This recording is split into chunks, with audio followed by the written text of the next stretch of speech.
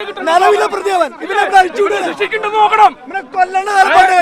ക്രിമിനലാണ് ഞാൻ പറഞ്ഞത്. പിന്നെ ഒറ്റ ക്രിമിനലാണ്. ഇവരെയൊക്കെ സംരക്ഷിക്കുന്ന ആൾക്കാർ വരും. നാളെ ആൾക്കാരുണ്ടാവും ഇവരൊക്കെ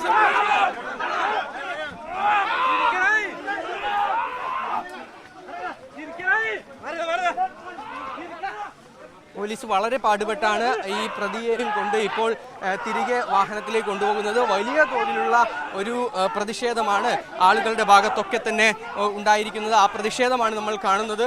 അതിനിടയിലൂടെ തന്നെയാണ് മറ്റ് യാതൊരു തരത്തിലും ഈ പ്രതിക്ക് നേരെ ഒരു ആക്രമണം ഉണ്ടാകാതിരിക്കുന്നതിന് വേണ്ടി തന്നെയാണ് പോലീസ് വളരെ ശക്തമായ സുരക്ഷ ഒരുക്കിക്കൊണ്ട് ഇവിടെ പ്രതിയെയും കൊണ്ട് പോകുന്നത്. സ്ത്രീകൾ ഉൾപ്പെടെ നിരവധിയായവർ ഇവിടെ പ്രതിഷേധവുമായി നിൽക്കുകയാണ്. വലിയൊരു പ്രതിഷേധം ഇവിടെ എല്ലാവരുടെയും ഭാഗത്തു നിന്നും ഉണ്ടായിക്കൊണ്ടിരിക്കുന്നത്.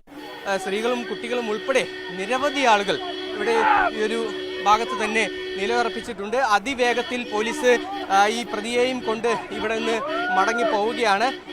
മറ്റ് പ്രതിഷേധങ്ങൾ ഒഴിവാക്കുന്നതിന് വേണ്ടിയും അതിനോടൊപ്പം തന്നെ യാതൊരു വിധത്തിലും ഒരു അക്രമ സംഭവങ്ങൾ ഉണ്ടാകാതിരിക്കുന്നതിന് വേണ്ടിയും ഉള്ള പോലീസ് ജീപ്പിന് നേരെ ഇപ്പോൾ നാട്ടുകാരുടെ ഒരു വലിയ പ്രതിഷേധമുണ്ടായി.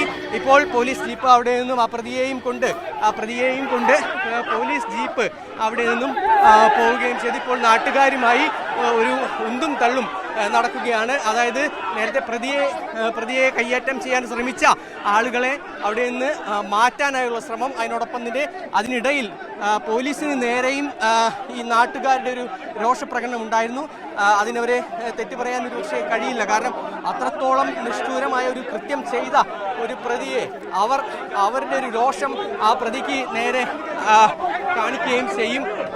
അത്തരത്തിൽ രോഷപ്രകടനം നടത്തിയ ആളുകളെയാണ് ഇവിടെ നിന്നും മാറ്റി കൊണ്ടുപോയിക്കൊണ്ടിരിക്കുന്നത്.